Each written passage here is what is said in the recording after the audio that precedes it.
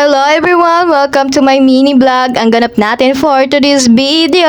At tara, samahan nyo na naman kami sa ganap namin ngayong araw. Let's go! At nung gabi nga nagpatapon lang ako dyan ng basura namin. Kasi naman kami lang dalawa ng baby bossing namin dito sa bahay ngayon kasi merong pasok yung asawa ko. At pagkabalik ko nga tiningnan ko yung anak ko, ay nako, napakakulit talaga yung laway niya, nako. Basang-basa yung buhok niya. Kaya naman pinaliguan ko nang wala sa oras. Ay nako, magsi-7 na dyan, 7 p.m. Pinaliguan ko talaga siya kasi napakalagkit. Tapos kadedede niya lang, kaya naman amoy gatas talaga yung buhok niya. At pagkatapos ko nga siya asikasuhin paliguan, at ayan, umakyat na kami. Tingnan nyo naman, basang-basa pa yung buhok katatapos lang maligo. Mabango na naman ang baby bossing namin. At pagka umaga nga, ayan, ako magluluto muna for today's video. Ayan, ako bumili lang ako ng 2 talong. At di ko nga alam kung paano ko to lulutuin. Hindi ko pa alam kung anong luto yung lulutuin, kung ano ba talaga.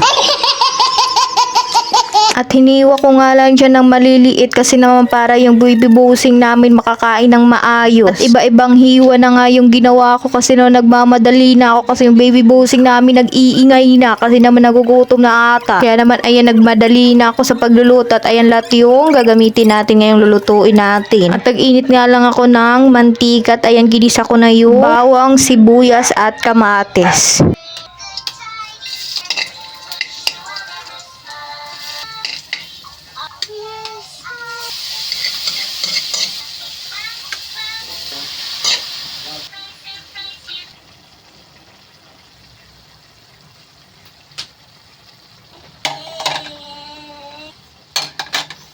At habang nagluluto nga ako, tingnan nyo naman ng baby bossing namin. Natutulog yung ama niya pero tingnan nyo naman, nagpapahute pa. At syempre pagkatapos ko nga magluto at naligo lang kaming dalawa at tingnan nyo naman, kain na naman. Tara, kain tayo.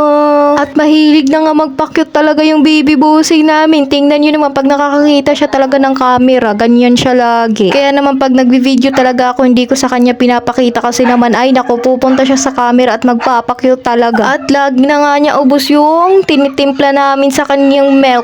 Tingnan nyo naman, bitin na bitin pa yan. Minsan talaga nagwawala yan, ay nako. Pagkatapos niya talaga kumain, maya-maya niyan, dedede siya tapos matutulog na. Yan talaga yung pantulog niya.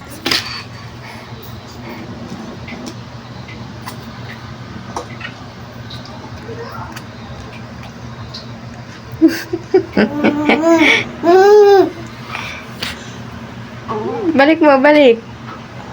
O siya, yan lang po muna. Thank you Lord sa araw na ito at salamat sa mga nanonood. Bukas po ulit. Salamat!